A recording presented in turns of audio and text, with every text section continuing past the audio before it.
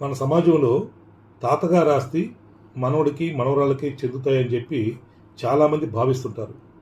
అసలు తాతగారి ఆస్తి కానీ నాన్నగారి ఆస్తి కానీ వారి తదనంతరం వారసులకు ఏ విధంగా చెందుతున్నది పెద్ద ప్రశ్న. దీనికి సమాధానం తెలియక చాలామంది తమ యొక్క పూర్వీకుల ఆస్తికి మేమే వారసులం, ఆస్తి మాకే చెందుతుందని భావిస్తుంటారు.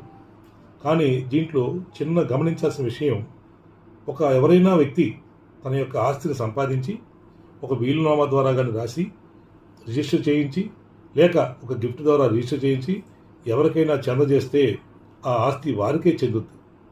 ఏ వ్యక్తి అయినా సరే ఎటువంటి వీలునామా కానీ గిఫ్ట్ డీడ్ కానీ లేక లిఖితపూర్వకంగా ఏమీ రాయకుండా చనిపోతే వాళ్ళ వారసులందరూ కూడా దానికి అర్హులవుతారు, ఆ వాటా భాగస్వామ్య పంపిణీలో భాగమవుతారు.